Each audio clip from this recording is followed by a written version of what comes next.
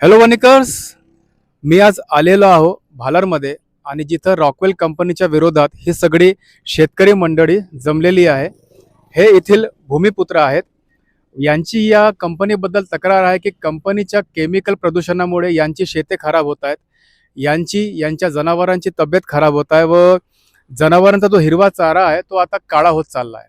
सोबतच मी स्वतः या प्रदूषणाची पडताळणी केली असता समोरच्या शेतात तिथं कोळशाच्या धुळीऐवजी एक केमिकलची धूळ दिसून आली, जी मानवी जीवनास खूप घातक आहे. व तुम्ही जर इथं थोडा वेळ जरी थांबलात तर तुमची तब्येत नक्की खराब होईल. तर विचार करा की ही मंडळी जी आहे ती या प्रदूषणाच्या वातावरणामध्ये कशा प्रकारे राहत आहे. फक्त हीच मंडळी नाही, भालार गावातली नाही, तर इथून 10 किलोमीटरचा जो परिसर आहे त्या सगळ्या परिसरामध्ये या कंपनी विरोधात लोकांची नाराजी आहे. तर ती नाराजी काय आहे व यांच्या काय मागण्या आहे हे आपण जाणून घेऊया महेश भाऊ देठे यांच्याकडून, जे भालार येथील निवासी आहे व त्यांनी या लढ्यामध्ये एक महत्त्वाची भूमिका बजावली आहे. तर महेश भाऊ, या कंपनीच्या विरोधात एकंदरीत तक्रारी काय आहेत व ही सगळे मंडळी यांची काय मागणी आहे? सन 2018 मध्ये आपण जिथं उभं आहो, हा मेसर्स रॉकवेल मिनरल्स ही चुन्याची कंपनी इथं आली. ह्या कंपनीत टायरची भुकटी जाळून जे होणारं प्रदूषण आहे, ह्या प्रदूषणामुळे आजूबाजूच्या परिसरातील सर्व शेतकरी, भालर गावातील गावकरी तसेच त्यांचे गुरेढोरे हे सर्व बाधित आहे.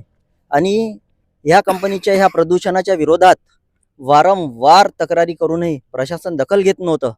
परंतु आम्ही ग्रामपंचायतकडे 187 लोकांनी तक्रार दाखल केली की ह्या कंपनीवर काहीतरी कारवाई झाली पाहिजे आणि ह्या शेतकऱ्यांना इथं मोबदला मिळाला पाहिजे, पिकाचं नुकसान भरपाई मिळाली पाहिजे.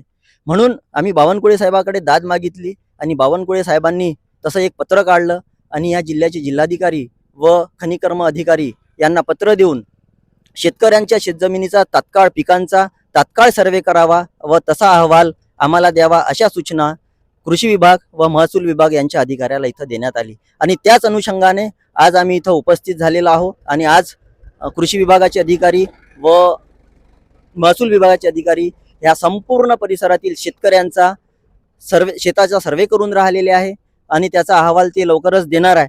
परंतु मला असं म्हणायचं होतं की ही जी कंपनी, ह्या कंपनीच्या विरोधात भाल्लर ग्रामवासियाचा जेवढा विरोध होता किंवा जेवढा रोष होता ह्या कंपनीच्या विरोधात, तेवढं असताना ह्या कंपनीने 2024-25 मध्ये एक परत आपल्या कंपनीचा एक दुसरा प्लॅन्ट इथं चालू करायची योजना आखली व त्यांनी तो प्लॅन्ट चालू सुद्धा केला. त्यात भाल्लर ग्रामपंचायतनी यांना NOC नाकारली होती. परंतु यांनी संबंधित वरिष्ठ अधिकाऱ्यांकडे संगनमत करून चुकीच्या पद्धतीने आचारसंहितेच्या काळात ह्या नवीन हार्मोनी मिनरल्स या कंपनीकरिता NOC घेतली व हा प्लॅन्ट सुद्धा जबरदस्तीने इथं चालू करण्यात आला. या दोन्ही कंपन्यामुळे आता जे होणारं प्रदूषण आहे खूप जास्त प्रमाणात आहे. याच्या आधी असाच लढा आम्ही ह्या कंपनीच्या विरोधात 2019 मध्ये केला होता.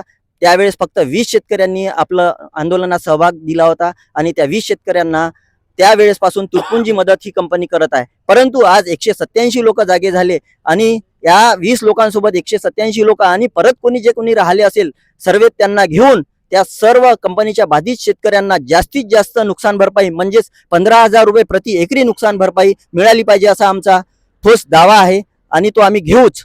जर तसं झालं नाही तर आम्ही ह्या कंपनीच्या विरोधात जो माझ्या वतीने जो लढा चालू राहील तो चालूच राहील. 2018 पासून मी ह्या कंपनीच्या विरोधात लढा देत आहो, तो याच्याही समोर राहीन आणि असाच लढा मी पुढेही चालू ठेवणार शेतकऱ्यांसाठी. तर मित्रांनो, परिस्थिती मी स्वतः बघितली आहे की बाजूचं जे शेत आहे तिथं कापूस लागलेला आहे, परंतु कापूस वेचण्यासाठी मजूर यायला तयार नाही. कारण त्यांची अशी तक्रार असते मजुरांची, जर आम्ही या शेतात आलो तर आम्हाला विविध बिमाऱ्यांची लागण होणार आहे. तर काही शेतकरी आपल्या सोबत आहेत. एकंदरीत तुम्ही इथं शेती करता, तुमचं बाजूला शेत आहे, तर काय परिस्थिती आहे आणि तुमचे जे कपडे आहेत पूर्णपणे मळलेले दिसत आहे. कोळशाची धूळ वेगळी असते आणि ह्याही धूळ आणि याचा कलर पूर्णपणे वेगळा दिसतोय. हे असंच आहे. हे टायरचा डस्ट आहे, पूर्ण साबणानं सुद्धा निघत नाही.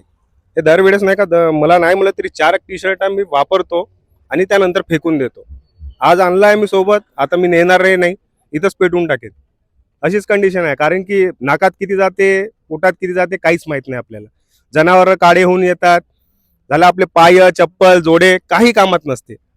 हीच परिस्थिती आहे. आणि त्या प्रदूषण असं आहे की ते टायर जाळल्यामुळे लिक्विड अशा पद्धतीचं जलन हे त्या पिकावर जेव्हा बसतं किंवा माणसाच्या जीवनावर जो परिणाम होते हृदयावर किंवा श्वासोश्वासावर, हा भयानक भावनिक म्हणजे समोरच्या पिढीमध्ये खूप नुकसानकारक आहे आणि द्वेषकारक आहे. त्यामुळं ही कंपनी व्हायलाच नको होती. परंतु पूर्वीचे जे ग्रामपंचायतीच्या विषयावर जर बोलतो म्हटलं, मी त्यांना दोष देणार नाही, पण याचा अभ्यास करून त्याला NOC द्यायला पाहिजे होती, परंतु तसा अभ्यास झाला नाही आणि त्यामुळं आम्ही त्यांच्या चुकीमुळं आम्ही आज भोगतो आहोत. जिसको परेशान हो रहा है महेश देटे, देवेंद्र पारकी, यही लोग 2019 में, ठीक है, हमको 20 लोगों का नाम डिक्लेयर किया था, ठीक है, तहसीलदार साहब उस टाइम में, दमने साहब और पुराना आमदार साहब, ठीक है, उनको नुकसान भरपाई करना है करके यही महेश देटे, देवेंद्र पारकी जो उपसरपंच है, 20 लोगों का लिस्ट नाम डिक्लेयर करके दिया है। उनको हमने हर साल नुकसान भरपाई दे रहा है, ठीक है। उसके बाद में जब हमारा नया कंपनी चालू हुआ, उसको NOC के लेके हमने ग्राम पंचायत को रिक्वेस्ट डाला। उस टाइम में महेश देटे ने क्या क्या कार्रवाई की, आप भी न्यूज में देखा है वो चीज को लेके। लेकिन यहाँ 187 किसान बता 187 रहे हैं, 187 सर देखो, कोई भी एक आदमी एक लीडर जैसा आदमी आके आपके पास आके, चलो मैं आप मेरे साथ आऊंगा तो मैं आपको दिलाऊंगा करे, तो कोई भी आता, गरीब इंसान, ठीक है, गरीब इंसान का क्या आवश्यकता रहता है, ठीक है। कोई भी इंसान, अभी 8 साल से मेरे फैक्ट्री चालू है यहाँ पे, 8 साल से ऐसा कभी भी एक इशू नहीं है कि ऐसा पोल्यूशन का लेके, ठीक है, हैज फॉर नाम्स रहते, पोल्यूशन नाम्स रहते, यहाँ टायर जलाया जाता है ऐसा बोल कि यहाँ पे 100% नहीं है, 100% नहीं है, वो अफवाह है।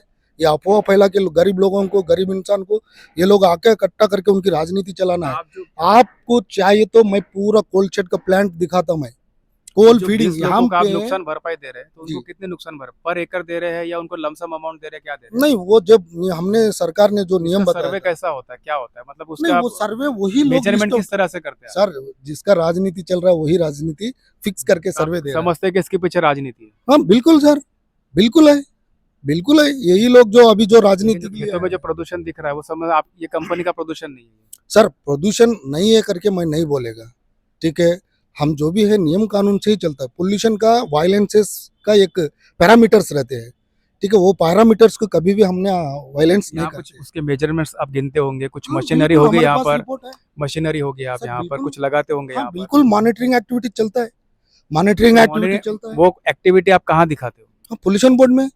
पोल्यूशन बोर्ड में हमारे जो मॉनिटरिंग एक्टिविटी चलता है, हमने पोल्यूशन बोर्ड को रिपोर्ट करना पड़ता है। आपको भी चाहिए तो आपको भी, हमने हमारे पास जो मॉनिटरिंग एक्टिविटीज रहते हैं, हर रिपोर्ट दिखाएगा आपको। ऐसा देखो सर, एक राजनीति को लेके ये अभी 180 लोगों का आपने बता रहा है, 187। यस 187 वहां पे सर, आपके साथ भी लोग नहीं है वहां पे, ठीक है। हर कोई 187 नहीं, हर कोई मैं सामने, हर कोई ऐसा सामने नहीं आता है, सबकी हिम्मत नहीं होती है। सर, अब जिनके ऊपर सर, बीत रही है वो आता है, सर, और जब 187 आ जाएंगे तो फिर आपको संभालना भी मुश्किल हो सर, जाएगा ना, सर, क्योंकि बिना नहीं, नोटिस के कोई नहीं आ सर, सकता। समस्या आपको समझाना है, ठीक है, वो आके मेरे से झगड़ा नहीं करना झगड़े है की ना। बात ही नहीं करना है ना, मैं भी आपसे- झगड़ा नहीं करना, वो नहीं, झगड़ा कर रहे हैं। वो आदमी आपसे आके आपको समस्या सुनाना है ना, वो आदमी आपके पास आके प्रेजेंटेशन तो करना है ना। 187 लोगों का आपके पास एप्लीकेशन है बोल रहे हैं, वो लोग आपके पास आके भैया ये मेरे ये समस्या है करके तो मेरे सुनाना पास है ना। आने के बजाय उन लोगों ने अपनी जहाँ पे अथॉरिटी है वहां पर वो जाएंगे ना, सर, मेरे पास अथॉरिटी- क्यों आएंगे? वो जहाँ अथॉरिटी, जहाँ से उनको मदद मिल सकता है, Yes, तलाटी है, तहसील है, SDO है, वो ऑफिस में जाएंगे ना, वो कृषि विभाग में जाएंगे। हाँ। मेरे पास क्यों आएंगे? हाँ। उनकी एप्लीकेशन वहां गई है इसलिए वो 187 करे, वो भी तो गलत नहीं बोलेंगे। उन्होंने जब एप्लीकेशन लिया तभी बात करेंगे ना वो। सर एप्लीकेशन लिया है, ठीक है, एप्लीकेशन लेके कितना दिन हुआ सर? एप्लीकेशन लेके उनके पास सर वो कम से कम 1-1.5 साल होता है एप्लीकेशन लेके। अब वो एप्लीकेशन का काश्तकार का साइन देख लेना, आप चेक कर लो एक बार, ठीक है, आपका साइन इसका साइन अलग अलग रहता है ना, एक बार आप खुद वो डॉक्यूमेंट पूरा चेक करो। इसके पीछे राजनीति क्यों कर रहे हैं? आता मी कंपनीकडे गेलो, तिथले मॅनेजर म्हणाले की हा सगळा एक राजनीतिक स्टंट आहे आणि मागते 20 शेतकऱ्यांना भरपाई देतात आणि आता 187 शेतकरी कुठून आले? बघा, कंपनीला असं वाटणारच आहे की हा राजकीय स्टंट आहे, कारण कंपनी आपलं जे पाप आहे ते लपवण्याचाच प्रयत्न करणार आहे। परंतु जे आपण प्रत्यक्षात बघत आहोत, शेतात येऊन आज सर्वे करत आहे, ही काही खोटी गोष्ट नाही आहे आणि एवढे लोक, एवढे शेतकरी हे काही खोटं बोलणार नाही आहे। एका कंपनीला आर्थिक फायदा होत असल्यामुळे ती कंपनी स्वतःचा फायदा पाहणारच आहे.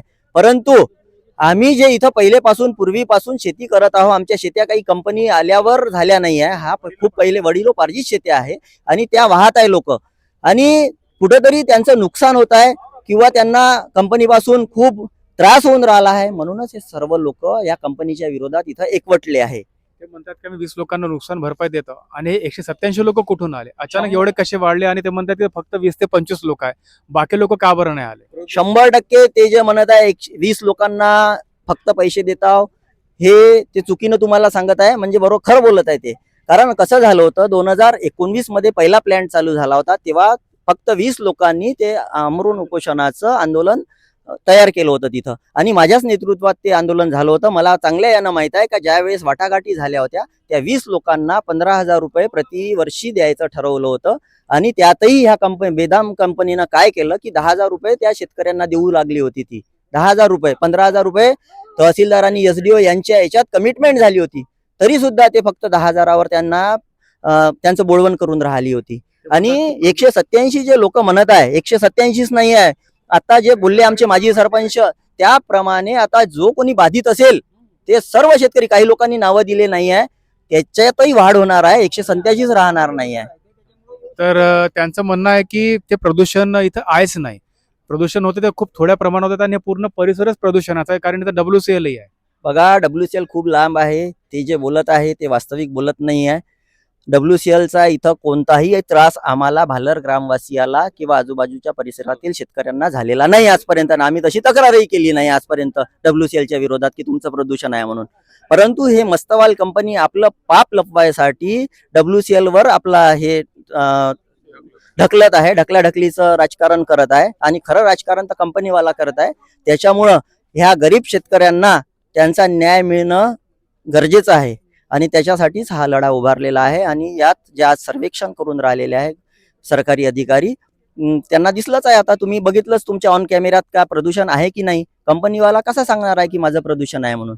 100% कंपनीचं प्रदूषण आहे. ग्रामपंचायत भालारनं शासनाकडे एक अर्ज केला होता की रॅकलेस मिल्स कंपनीमुळे धुळीमुळे तिथलं नुकसान होत आहे. त्यांनी शासनाकडे अर्ज केलं. त्या अर्जाच्या अनुषंगाने त्याची कार्यवाही करण्यासाठी तिथलं म्हणजे पंचनामा करण्यासाठी आम्ही इथं उपस्थित झालो होतो. बरं, हे नेमके जे शेतकरी खराब झाले या संदर्भात तुमचं काय म्हणता? तुम्ही शासनाकडे हा अहवाल दिला का? सर्वेक्षण पूर्ण व्हायचं आहे, अजून झाले ना. आज सुरुवात झाली, फक्त आज सर्वेक्षणाची सुरुवात झाली, अजून सर्वेक्षण पूर्ण झालं नाही. सर्वेक्षण पूर्ण झाल्यानंतर त्याची रितसर यादी आम्ही ग्रामपंचायतला देऊ. तुमचं नाव काय? माझं पूर्ण नाव अजय संतोष सागाडे, ग्रामसौदागर भालर. आपण ज्याप्रमाणे आपल्याला अर्ज मिळाला होता, पत्र मिळालं होतं तहसीलकडून, त्याप्रमाणे आपण आजपासून सर्वेक्षण चालू केलं.